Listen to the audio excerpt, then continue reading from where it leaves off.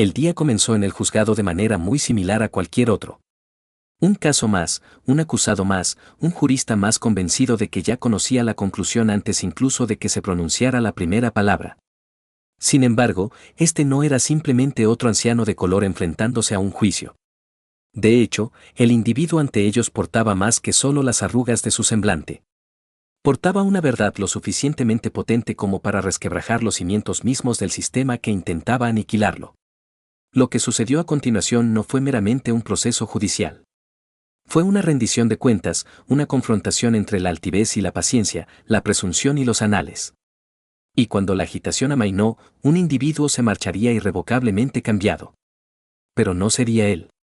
Una quietud particular impregna narrativas como esta.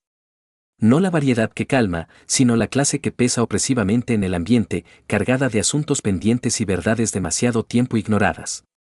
El sol temprano proyectaba delgados haces de luz sobre el agrietado suelo de mármol del Palacio de Justicia de la provincia de Cádiz. Debería haberse sentido imponente, magnífico incluso, pero la atmósfera en su interior era plomiza, lastrada por algo más antiguo que el propio edificio, el juicio. La concurrencia se removía inquieta en los desgastados asientos de madera. Los letrados enderezaban las corbatas. Los funcionarios judiciales golpeaban sus instrumentos de escritura contra sus blocs de notas. Otro proceso, otro acusado. Otra historia que todos presumían comprender ya. Y entonces hizo su entrada. Elías Montero, de 79 años, avanzó con paso mesurado pero resuelto. Su atuendo era modesto, un abrigo gris claro ligeramente raído en las mangas. Su calzado mostraba las marcas lustrosas de muchos años y arduos viajes. En su mano, llevaba un sombrero de fieltro gastado, del tipo que antaño significaba dignidad los domingos por la mañana. Nadie se levantó a su llegada. Nadie cesó su charla ociosa. Para ellos, no era más que otro anciano anticuado aferrándose a lugares de los que hacía mucho había sido borrado de la memoria. Desde su estrado elevado, el juez Ricardo Dantes levantó la vista someramente y esbozó una sonrisa burlona. No percibió a un hombre con décadas de trabajo dedicado, una historia personal entretejida con silenciosa dignidad. Percibió lo que esperaba percibir, un intruso cansado y vencido que malgastaba los valiosos momentos del tribunal. Caso número 582C, anunció el alguacil, con su voz reverberando en los tabiques de piedra. La Comunidad Autónoma de Andalucía contra Elías Montero. Cargo, ocupación ilegal de propiedad declarada en ruina. Elías inclinó la cabeza con deferencia y se dirigió a la mesa de la defensa. Solo. Sin abogado a su lado, sin documentos que aferrar, sin parientes en la zona del público musitando palabras de apoyo. Solamente un hombre y su tranquila determinación. El susurro en la sala se intensificó, teñido de esa compasión mordaz que muestran los individuos cuando se creen superiores a la persona que están juzgando. El juez Dantes se recostó, su toga judicial envolviéndolo como una vestidura protectora. Golpeó su instrumento de escritura una vez, luego dos, contra el estrado antes de articular palabra. Otro más, masculló suavemente. Luego, más audiblemente, señor Montero, confío en que es usted consciente del motivo de su presencia.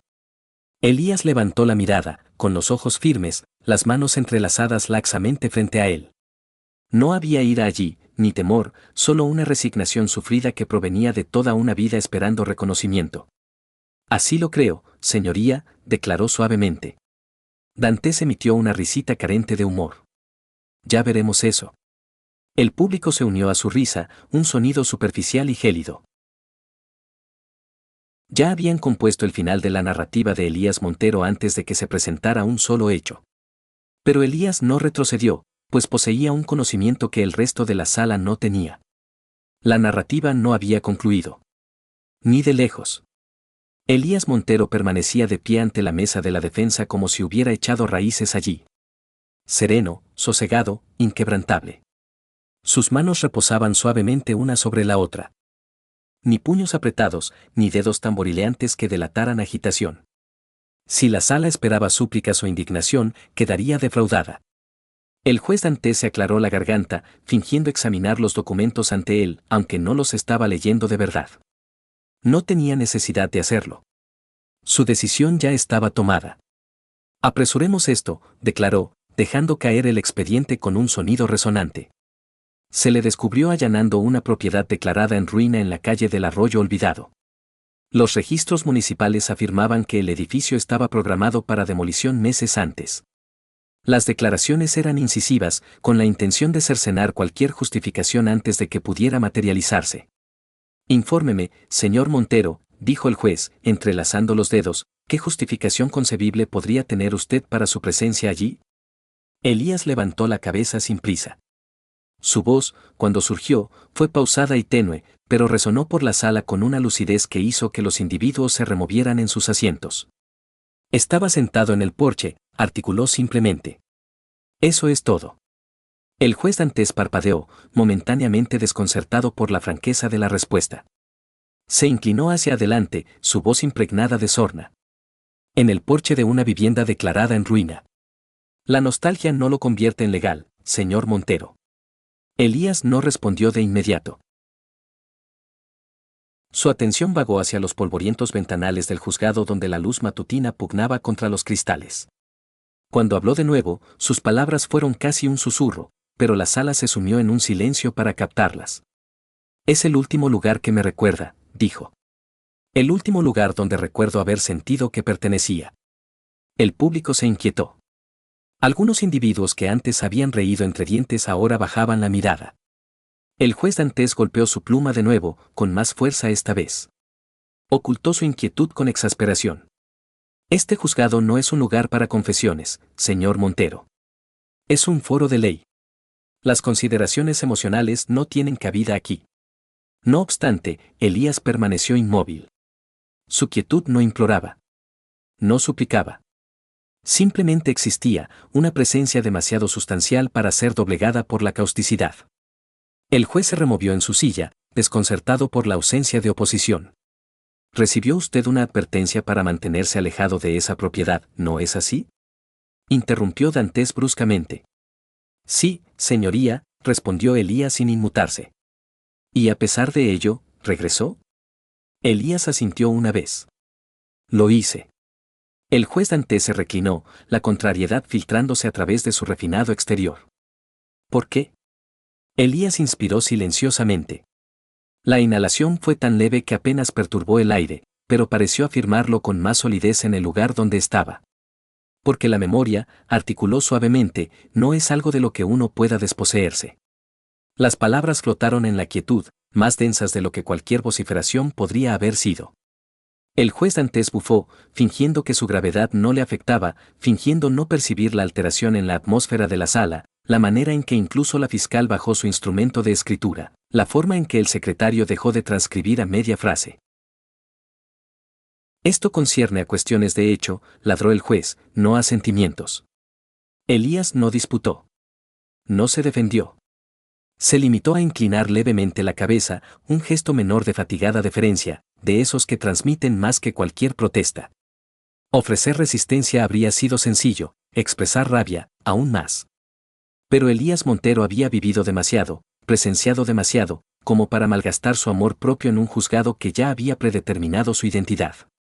En su lugar, optó por el silencio, ese tipo de silencio que resuena más profundamente que cualquier clamor. El juez Dantes, percatándose de que estaba perdiendo la contienda tácita por el dominio, se ajustó la toga y cerró el expediente con fuerza. Muy bien, afirmó. Si no tiene más declaraciones que hacer en su propia defensa, pasaremos a la fase de sentencia. El ambiente del juzgado se tensó, cada respiración superficial, cada mirada lanzándose hacia Elías. Sin embargo, él no se movió. No parpadeó, no flaqueó. Porque Elías Montero comprendía algo que el juez no, la dignidad no se otorga en juzgados como este. Se lleva en la quietud, con paciencia, con tenacidad y sin disculpas. El juzgado contuvo el aliento colectivo, como si la propia atmósfera esperara a observar hasta qué profundidades podrían descender los asuntos. El juez Dantes apoyó los codos en el estrado, sus dedos formando una ojiva bajo su barbilla. Su semblante no era de contemplación, sino de una conclusión ya alcanzada. Había presenciado suficiente, escuchado suficiente, o más bien, estaba convencido de que lo había hecho. El tribunal ha revisado los hechos, comenzó, su voz impregnada de la inflexión aguda y hueca de la firmeza practicada, y es evidente que el acusado allanó deliberadamente una propiedad municipal declarada en ruina, contraviniendo las directrices establecidas. Elías Montero permaneció impasible, su expresión inescrutable. Un solitario rayo de sol desde los elevados ventanales caía sobre sus manos curtidas por el tiempo, cruzadas pacientemente sobre la mesa ante él. En consideración a la citación previa del señor Montero por una infracción comparable, prosiguió Dantes, y a su deliberado desacato a la ley, este tribunal considera necesario imponer una sanción que refleje la gravedad de una conducta reincidente. Hizo una pausa, como si anticipara una respuesta, una súplica, un derrumbe, pero Elías no le ofreció nada. Los labios del juez Dantes se comprimieron en una delgada línea.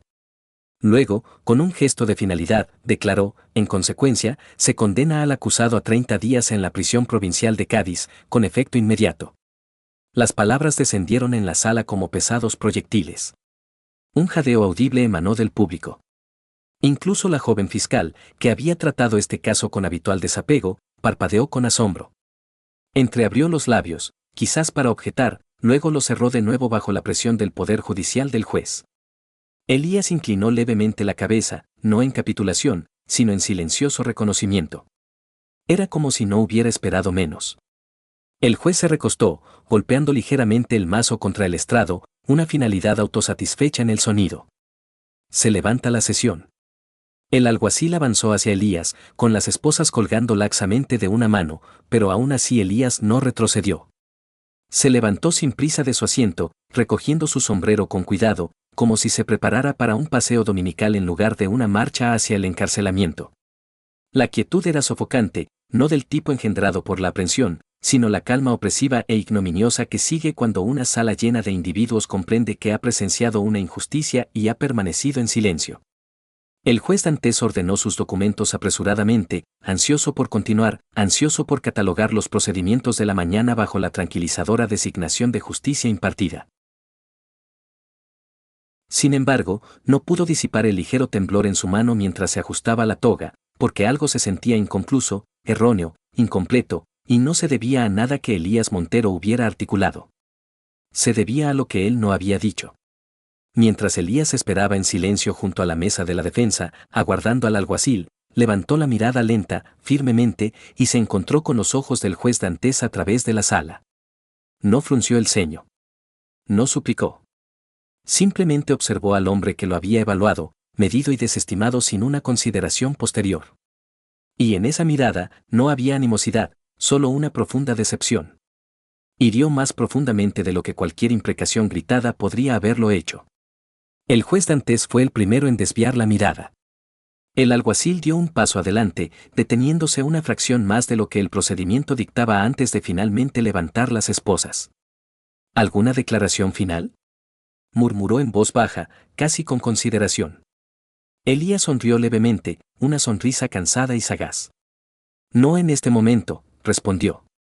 Y mientras el frío metal se cerraba alrededor de sus muñecas, Elías Montero comprendió mejor que nadie en aquella sala, ocasionalmente, el veredicto más auténtico no lo emite un juez. Lo emite el tiempo. Y el tiempo, a diferencia de la ley, no padece amnesia. La sala comenzó a agitarse inquieta, la quietud transitoria fracturándose en murmullos dispersos y diálogos apagados. Los documentos susurraron, las sillas chirriaron contra el suelo, y el alguacil tiró levemente del brazo de Elías Montero, indicando que era hora de marcharse. Sin embargo, Elías no obedeció de inmediato. En lugar de ello, se giró calmadamente hacia el estrado, su voz atravesando el clamor con suave resolución. Señoría, dijo, inclinando la cabeza con el tipo de deferencia que no nacía del temor, sino de una costumbre profundamente arraigada, antes de que me escolten, ¿puedo hacer una petición? El juez Dantes, ya ansioso por avanzar en la lista de casos de la mañana, apenas disimuló su irritación. ¿Y cuál podría ser esa, señor Montero?, inquirió, su inflexión saturada de desdén. ¿Una llamada telefónica?, articuló Elías con sencillez. La petición, tan común, tan ordinaria, pareció casi distraer al juez. Rió entre dientes suavemente, un sonido seco y despectivo. ¿Desea contactar a alguien en este momento?, inquirió Dantes. Un poco tarde para eso, ¿no cree? Elías no respondió a la burla. Permaneció de pie, esperando con paciencia la viva imagen de la determinación silenciosa. El juez hizo un gesto displicente con la mano. Muy bien, una llamada, 1 minuto. Alguacil, facilítele su teléfono. El alguacil hizo una pausa un momento más de lo necesario, luego extrajo un teléfono gastado, de dotación, de su cinturón y se lo ofreció. Elías aceptó el aparato con delicadeza, acunándolo como si fuera algo de valor incalculable. Sus manos, surcadas de arrugas y robustas a pesar de su edad, se movieron con seguridad mientras marcaba de memoria. Ni lista de contactos, ni vacilación, solo números grabados en su conciencia como una cicatriz. La atención de la sala, que se había dispersado momentos antes, ahora comenzaba a converger de nuevo. Había un elemento en la forma en que Elías permanecía allí, un elemento en la solemnidad con la que inició la llamada, que atrajo las miradas de nuevo hacia él. Ring, ring, clic. Se estableció la conexión. Elías se llevó el teléfono a la oreja, su voz tan baja que apenas agitaba el aire, pero de algún modo viajó a todos los confines de la sala. Es la hora, pronunció. Tráelos. 4 palabras. Ni más, ni menos. Terminó la llamada sin otra palabra, devolvió el teléfono con un cortés asentimiento y volvió a colocar las manos al frente de su chaqueta, cruzándolas una vez más con escrupulosa atención. El alguacil lo observó un momento más de lo que el procedimiento recomendaría, luego le hizo un gesto para que avanzara hacia las entradas laterales. Pero el dinamismo en la sala había cambiado. Fue discreto al principio, una tensión en los hombros, un cambio en la respiración, la sensación de hormigueo en la nuca que informaba incluso a los espectadores más despistados de que algo estaba sucediendo. El juez Dantes también lo percibió, aunque obstinadamente intentó ignorarlo. Apiló el siguiente expediente con demasiada energía, los documentos descolocándose mientras mascullaba en voz baja. Probablemente organizando el transporte, comentó, forzando una risita que solo a él le pareció divertida. O quizás alguien que ofrezca consuelo. No observó que el alguacil no rió. No vio a la fiscal mirando con aprensión hacia las puertas de la sala. No reconoció la manera en que el público se inclinaba ligeramente hacia adelante, preparándose inconscientemente para algo que no podían identificar. Porque el juez Dantes aún presumía que la narrativa había concluido, que el anciano sería escoltado discretamente, procesado y olvidado. Pero Elías Montero no había hecho esa llamada desde un lugar de desesperación. La había hecho desde un lugar de convicción. Mientras era guiado hacia la salida, con la postura erguida, el paso deliberado, una sonrisa leve, casi imperceptible, asomó al borde de sus labios. No era una sonrisa de desafío. Era una sonrisa de comprensión, del tipo que luce un individuo que comprende que las corrientes ya están comenzando a cambiar, incluso si aquellos que ocupan posiciones elevadas en sus estrados son demasiado ciegos para percibirlo todavía. Y más allá de aquellas sólidas puertas del juzgado, la transformación ya se preparaba para la acción. Se acercaba. Era inminente y llevaba el nombre de Elías Montero en su aliento. La sala había comenzado a volver a su cadencia habitual. El siguiente expediente aterrizó con un golpe seco sobre el estrado del juez Dantes. Los murmullos recomenzaron. Las plumas inscribían notas distraídamente en blocs de notas amarillos. Elías Montero estaba ya casi en el umbral, conducido por el alguacil con pasos silenciosos y renuentes. Su figura permanecía erguida, imperturbable, como si 30 días de encarcelamiento fueran intrascendentes en comparación con las décadas que ya había soportado. Entonces, ocurrió el suceso. El repiqueteo nítido e intencionado de unos tacones contra el mármol pulido resonó por el pasillo del Palacio de Justicia. Clic, clic, clic. La cadencia era tan exacta, tan resuelta, que atravesó el estruendo circundante como un estoque. Las cabezas giraron, la conversación cesó. Incluso el alguacil se detuvo a medio paso. Y entonces las imponentes puertas dobles de la sala se abrieron de golpe con un impulso abrupto y vigoroso que pareció extraer la mismísima atmósfera del recinto. Situada en la entrada había una mujer, alta, serena, autoritaria. Su atuendo negro era impecable y distinguido, cada costura perfectamente entallada, cada broche brillando bajo la iluminación del juzgado. Un esbelto maletín de cuero colgaba de una mano, la otra descansaba con naturalidad a su costado, emanando autoridad sin una sola palabra. Su nombre era doctora Noemí Montero, la hija de Elías, pero era considerablemente más que eso, una catedrática de Derecho Constitucional, una aclamada abogada de derechos civiles, una asesora política cuya reputación facilitaba el acceso en Madrid y silenciaba voces en las salas de juntas corporativas. Y en este día, estaba presente no como asistente, no como declarante, sino como un instrumento de rendición de cuentas. Tras ella avanzaba un grupo, 3 profesionales del derecho con idénticos trajes azul marino, cada uno portando expedientes y ordenadores portátiles. Su llegada se extendió por el público como una tempestad inminente. La sala quedó inmóvil. La pluma del juez Dantes permaneció en su mano. Su petulancia vaciló solo un instante antes de que se recompusiera, se ajustara la toga y se recostara en su silla. Descopen, llamó en voz alta, forzando un tono de autoridad que ya no poseía del todo. Esta acción legal ha concluido. Si carecen de legitimación procesal. Noemí Montero no alteró el paso. Avanzó directamente por el pasillo central, cada pisada deliberada, sin prisas, ineluctable, la sala cediendo a su alrededor como si los propios tabiques comprendieran. No era una persona a la que se pudiera impedir el paso. Alcanzó primero a su padre. Elías se giró y, por un instante, no se pronunciaron palabras. Ninguna era necesaria. Noemí posó su mano ligeramente sobre el hombro de él, estabilizándolo, rindiéndole respeto. Luego alzó la vista y se encontró con la mirada del juez Dantes. No había mala voluntad allí, ni furia, solo una firmeza inquebrantable que resonaba con más fuerza de lo que cualquier mazo jamás podría.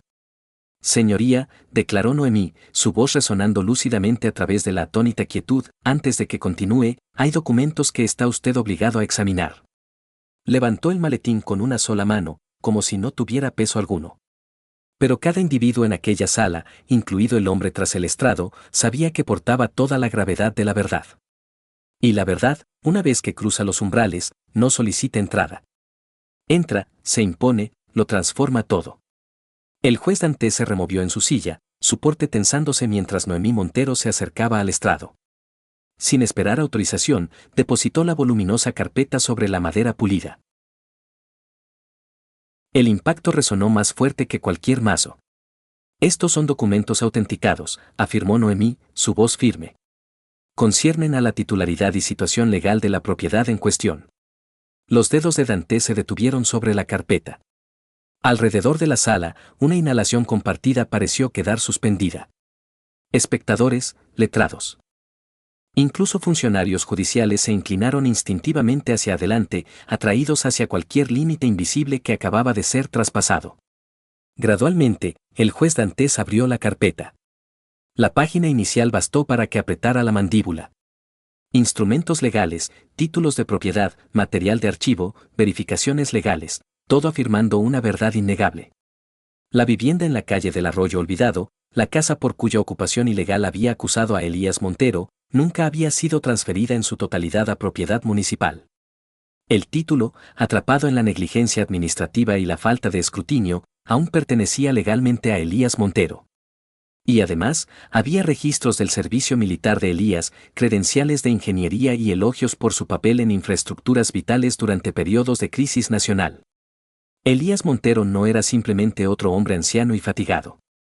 Era un pilar sobre el cual la propia ciudad se había apoyado alguna vez. El semblante del juez Dantes perdió su color mientras pasaba página tras página, la gravedad de sus errores de juicio derrumbándose más rápidamente de lo que podía asimilar. Ante él, Noemí permanecía resuelta, con los brazos cruzados tranquilamente sobre el pecho.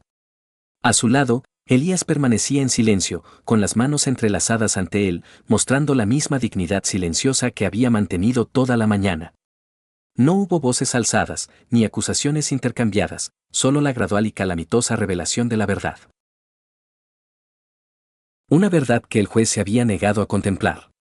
Una verdad que ahora exponía cada partícula de su prejuicio ante la sala que una vez había compartido su burla. A su alrededor, el sentimiento de la sala cambió de la condena a la contrición, de la seguridad al remordimiento. El sistema no solo había defraudado a Elías Montero, se había esforzado por aniquilarlo, y lo había ejecutado con la dureza indiferente de aquellos demasiado ciegos para conceder una segunda mirada. El juez Dantes se aclaró la garganta, el sonido frágil en la opresiva quietud. Levantó la vista hacia Noemí, luego hacia Elías, y por primera vez esa mañana, su voz vaciló. Nosotros, puede que necesitemos reexaminar este asunto, declaró suavemente. Pero cada individuo en aquella sala ya lo comprendía. El asunto ya se había transformado. Los cimientos ya se habían fracturado. Y nada podía contener la verdad. Ahora, la sala ya no pertenecía al juez Dantes. Pertenecía a la verdad. Noemí Montero permaneció de pie, su semblante sereno, sin ofrecer espacio para disculpas y sin requerir autorización. Elías estaba a su lado, su presencia serena pero imponente, su silencio ahora más resonante que cualquier juicio que pudiera articularse. El juez Dantes luchó por encontrar palabras, pero no halló ninguna capaz de reparar las fisuras que se ensanchaban bajo su autoridad. Con tono seco, proclamó, en consideración a la nueva evidencia presentada, la sentencia contra el señor Montero queda por la presente anulada. Todos los cargos son desestimados de inmediato. El mazo descendió con una resonancia hueca. Nadie aplaudió. Nadie aclamó. El peso de la vergüenza era demasiado palpable en el ambiente. El alguacil, que antes había avanzado para detener a Elías, ahora retrocedía con deferencia, casi avergonzado. Incluso la joven fiscal, pálida y con los labios apretados, bajó la mirada. Elías Montero se irguió lentamente, sus muñecas liberadas, su espíritu intacto. Se giró hacia el público, no para exultar, sino para recordarles a todos algo que casi habían permitido que se desvaneciera de la memoria: el respeto no lo confieren las instituciones, se impone con el porte de uno mismo. Se encontró con los ojos del juez Dantes una última vez, y en esta ocasión, fue Dantes quien desvió la mirada. Noemí tocó suavemente el brazo de su padre. «Volvamos a casa», murmuró. Mientras avanzaban hacia las puertas, padre e hija firmes y dignos, la sala permaneció inmóvil, como si intentara preservar un momento que no se repetiría. Elías Montero había entrado en aquella sala como un individuo olvidado. Se marchó como una afirmación viva de la dignidad. Y a su paso, en la quietud que dejó atrás. El sistema se vio obligado a confrontar el reflejo que tan arduamente se había esforzado por eludir. La justicia no se impartió desde el estrado aquel día. Había surgido desde el suelo, ataviada con calzado gastado y un traje venerable. Y había prevalecido. Más allá del Palacio de Justicia, el mundo había cambiado. El sol de la mañana era más radiante ahora, el aire más incisivo, como si también hubiera estado esperando una liberación. Los periodistas se congregaban al pie de las escalinatas de mármol, con las cámaras listas y los micrófonos extendidos. Pero Elías Montero no se apresuró hacia la multitud. No ansiaba el centro de atención. Se detuvo en lo alto de la escalinata, sombrero en mano, su hija a su lado. Un periodista gritó: «Señor Montero, ¿desea hacer alguna declaración?». Elías reflexionó un momento, luego sonrió amablemente. «Nunca busqué la justicia», dijo. «Buscaba el recuerdo». Las cámaras hicieron clic, pero el verdadero significado de sus palabras trascendió los objetivos, penetrando en los corazones de todos los que lo habían observado permanecer solo pero invicto. Se colocó de nuevo el sombrero de fieltro abollado sobre la cabeza y, con Noemí a su lado, descendió los escalones, cada movimiento deliberado, medido, como un hombre inscribiendo su legado en la misma piedra bajo sus pies. No era una historia sensacionalista. No era un número de caso. No era un error que el sistema pudiera borrar. Era un recuerdo, grabado ahora en los cimientos mismos de un lugar que una vez se había esforzado por olvidarlo. Mucho después de que los documentos hubieran sido registrados oficialmente y los micrófonos guardados, una verdad persistiría: la dignidad no solicita reconocimiento. Perdura, observe el mundo o no, y Elías Montero había permanecido en silencio, en la verdad, en triunfo, un legado no sancionado por el juzgado, sino forjado por una vida que repetida y firmemente se había negado a ser silenciada. La narrativa de Elías Montero no trata meramente sobre un solo individuo o un juzgado solitario. Concierne a cada voz callada que resistió ser ahogada, cada vida juzgada con demasiada prisa, cada legado casi consignado al olvido. En un mundo que cuantifica el valor por triunfos ostensibles, Elías demostró que la fuerza más profunda reside en mantenerse firme, aun cuando nadie admita tu importancia. Y cuando la dignidad navega pacientemente a través de las tempestades de la injusticia, deja tras de sí huellas que ningún mazo, ningún prejuicio, ningún sistema podrá jamás borrar. Recordad su nombre. Recordad su silencio. Porque, en última instancia, lo alteró todo.